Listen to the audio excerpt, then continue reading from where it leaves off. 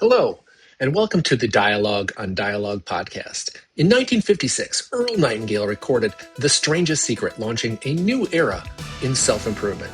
Over his lifetime, he created thousands of radio and audio programs exploring success, purpose, and meaning. This project is my personal reflection on those ideas, what they meant then, and how they apply now, as I work to put them into practice, and invite you to come along for the ride. Episode 45, The Two Sides to Every Coin. As Earl Nightingale reminds us, people don't need to be educated nearly as much as they need to be reminded. This series is about remembering the truths we probably already know and learning how to live them. This week's episodes are brought to us by William Krause III's Day Laborer Services. Do you have a hard time finding quality day laborers?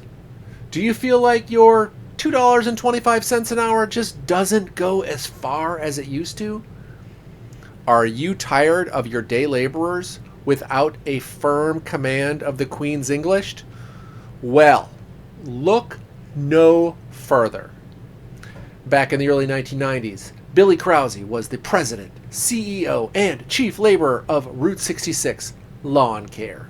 And now, nearly 30 years later, and several what some might call character-building employment experiences later, he's back, baby, and ready to sweat for you. Could you use an extra hand with your weed whacking, corporate IT systems oversight, lawn mowing, data center security protocols, yard raking, mortuary services, or leaf blowing?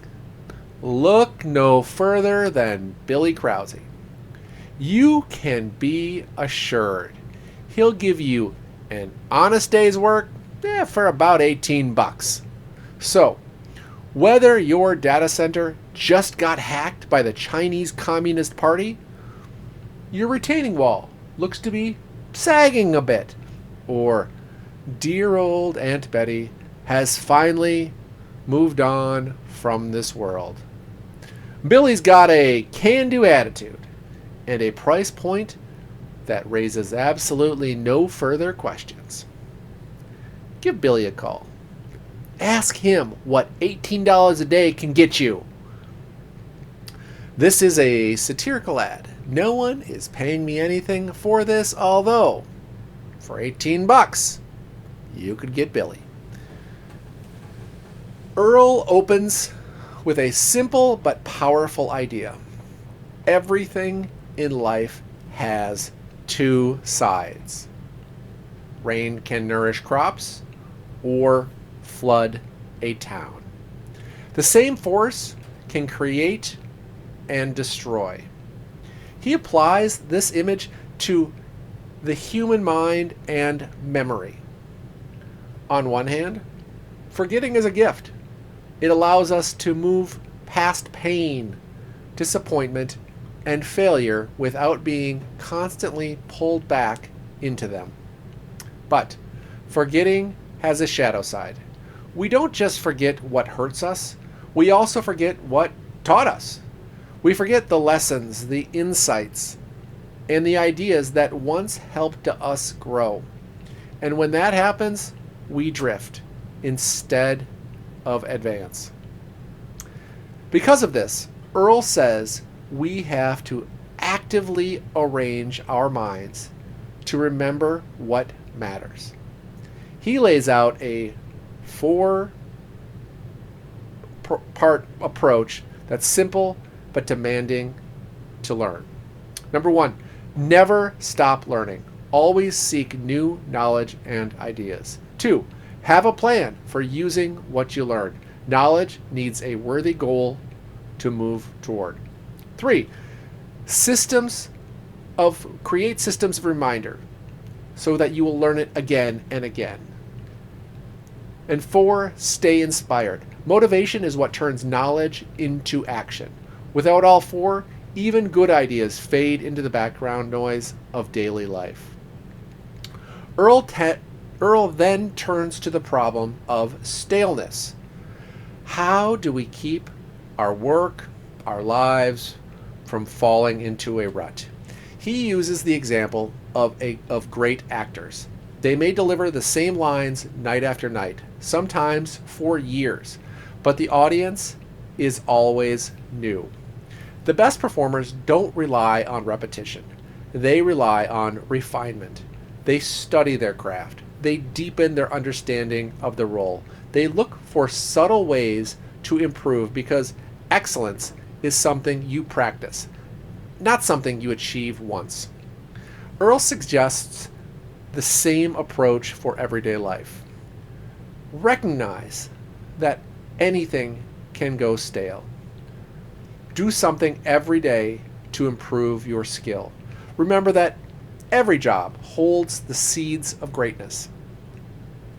Never forget that your work matters to someone else. Try to see what you do through the eyes of the people that you serve. In other words, treat your role like a performance that deserves your best every time.